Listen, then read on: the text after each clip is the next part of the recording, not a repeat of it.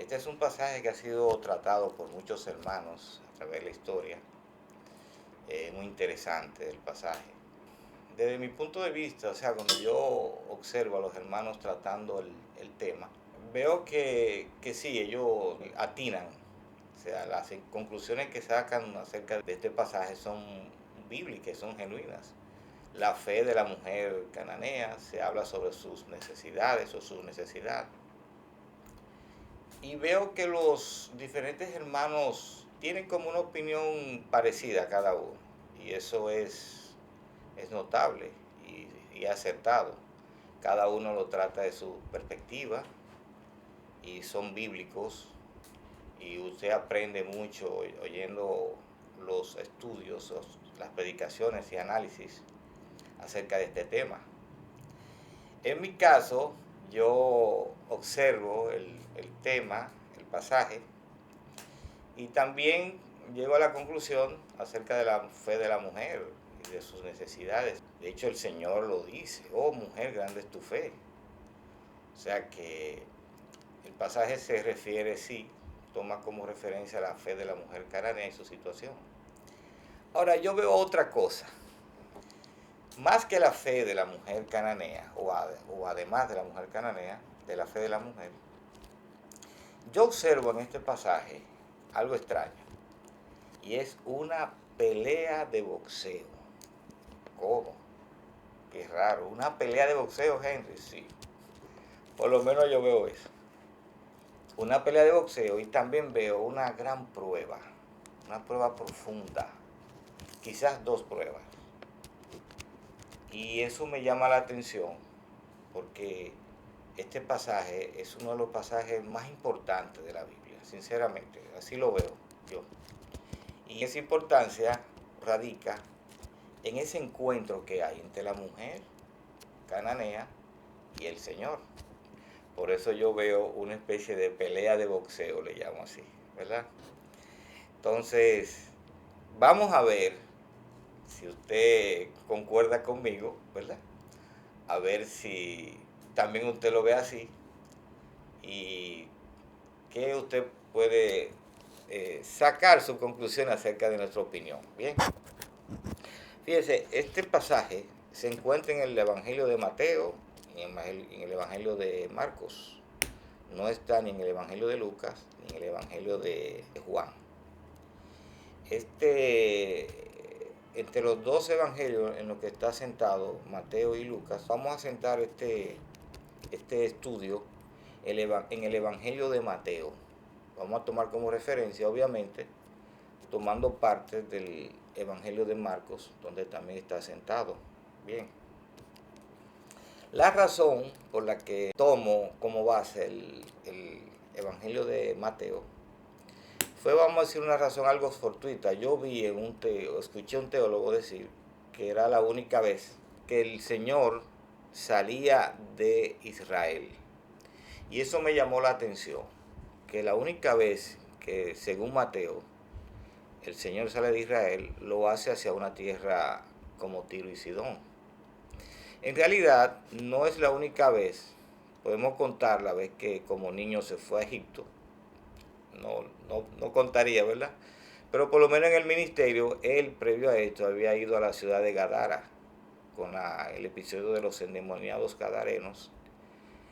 Pero en esa ocasión el Señor prácticamente fue echado de la tierra, tan pronto hizo ese prodigio. O sea que básicamente no entró, aunque desde un punto de vista físicamente entró, pero lo sacaron. En esta ocasión el Señor sale de Israel hacia tierra de Tiro y Sidón, y ya sí podemos decir que sí, que él salió de esa tierra y habitó en esa tierra, o pasó por esa tierra, por lo menos oficialmente. Así que vamos a partir de ahí, de que sí, ok. Por primera y única vez el Señor, según Mateo, sale de tierra israelita hacia una tierra extranjera. Según Lucas, el Señor nada más solamente salió a la tierra de Gadara con el episodio de los endemoniados gadarenos y no volvió a salir de tierra israelita. Igual Juan, el Señor no sale de la tierra y según Marcos, de la tierra de Israel, y según Marcos, el Señor sale varias veces. Así que entre los evangelios hay varias versiones de cuántas veces el Señor salió de la tierra de Israel. Hay muchas personas, o los detractores bíblicos, dicen que la Biblia se contradice. Y, por ejemplo, en este caso, un detractor bíblico te preguntaría, por cierto, ¿cuántas veces salió el Señor de Israel? Y así hay algunos pasajes donde ellos confrontan la palabra de Dios, como el caso de Judas, que si se ahorcó o se cayó, el caso de la resurrección, si habían dos ángeles o había un ángel en la cueva. Hay versiones, hay evangelios que uno dicen que hubo un ángel, otros dos. Y así sucesivamente están buscando ese tipo de confrontaciones con la palabra de Dios. Pero hay que entender, hermanos, que los evangelios, el caso de los evangelios, ellos están escritos a manera de un informe periodístico parecido, donde cada evangelio es una versión de los hechos. Es como un periodista que va a cubrir un evento, un accidente en el parque.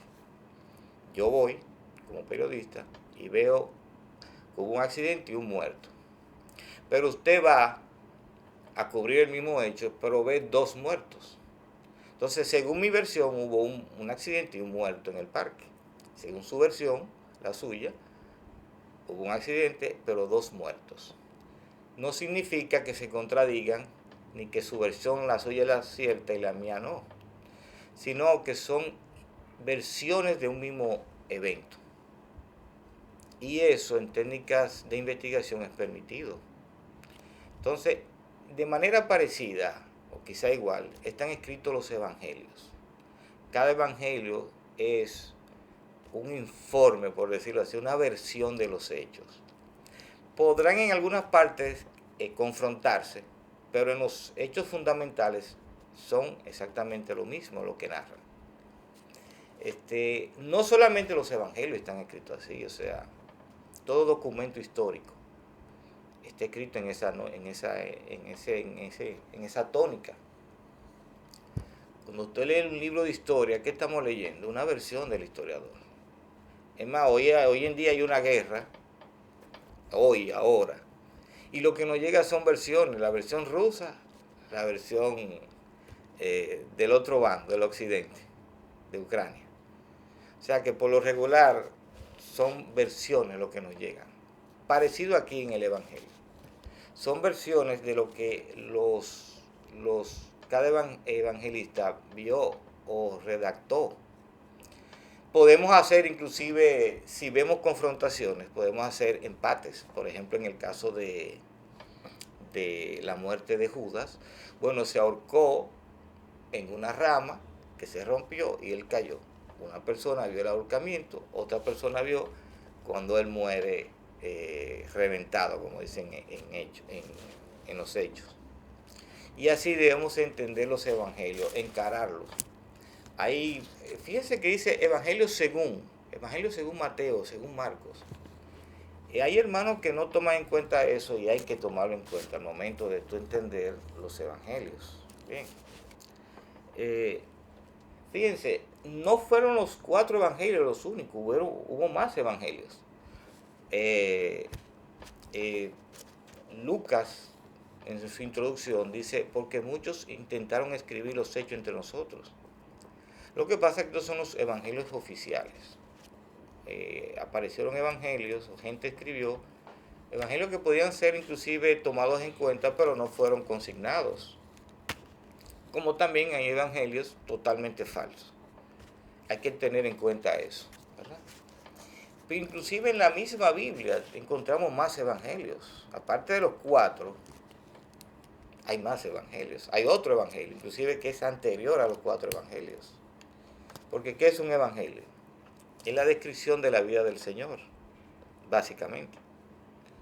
Entonces, si usted se pone a pensar, desde el mismo Génesis hasta Malaquías, ahí está escrito toda la vida del Señor, todo lo que Él iba a hacer, desde que iba a venir, iba a nacer de una virgen, su ministerio, cómo iba a morir.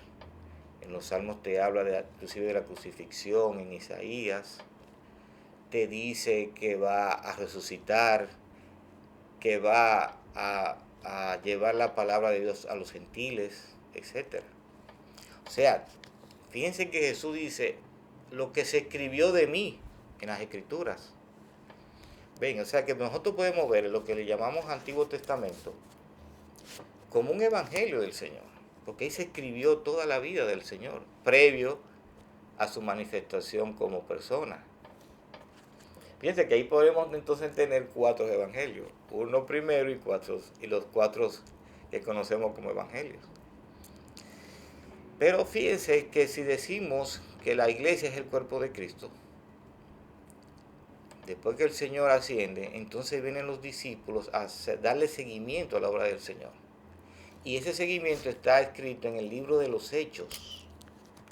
Entonces, en vez de decir libro de los Hechos de los apóstoles, podemos decir libro de los Hechos del Señor en forma de iglesia. Quiere decir que podemos poner incluso el libro de los Hechos hasta como un evangelio más, porque está narrando la vida del Señor cuando Él pasa de ser una persona común y corriente como nosotros, aunque de naturaleza divina o procedencia divina, cuando pasa entonces a ser la iglesia de Cristo, a ser iglesia de Él, a través de sus primeros apóstoles, o de sus apóstoles. Así que podemos ver entonces 6 narraciones de la vida del Señor, lo que básicamente define un evangelio. Pero ¿qué pasa? Que no solamente esos discípulos iniciales fueron iglesia de Cristo, también lo somos usted y yo. Quiere decir, y que se entienda, que la vida de cada uno de nosotros es un evangelio. Y eso nos lleva a reflexionar y a decir, ve acá, pero yo me estoy comportando como se comportaría el Señor. ¿Es mi vida un evangelio? ¿Se puede considerar un evangelio de Cristo? Carta leída del Señor. Eso es muy importante que lo tengamos en cuenta. Yo particularmente, mi opinión, yo en sentido general 7 evangelios. El Antiguo Testamento, donde está escrita la vida del Señor. Los 4 evangelios, Marcos, Mateo, Lucas, Juan. El libro de los Hechos, el evangelio de los discípulos. Y entonces ya el evangelio de la iglesia en sentido general hasta el sol de hoy. La vida de cada uno de nosotros. Es bueno entender eso y practicarlo. Entonces, también estamos, ¿verdad?, haciendo un paréntesis un poco extendido sobre la lectura de la palabra, que es muy importante. Fíjense, el Señor habla que Él es la luz del mundo. También dice, o sabemos que Él es la palabra de Dios. O sea, la luz, o sea, la palabra de Dios es la luz. Y fíjese que cuando usted toma la luz física, o sea, la luz, más bien, obviamente, tú la pasas por un prisma. ¿Qué pasa con la luz? La luz se divide en 7 colores fundamentales. Y cada color tiene sus propiedades, sus propiedades intrínsecas distintas de las del otro. Y sin embargo, los 7 colores conforman una sola unidad, que es la luz. De forma parecida acontece con la palabra de Dios. Es la luz dividida en varios colores, que son los evangelios. Tanto el Antiguo Testamento, los 4 evangelios bíblicos, el libro de los Hechos y el evangelio o la vida de cada uno de nosotros. Eso es muy importante.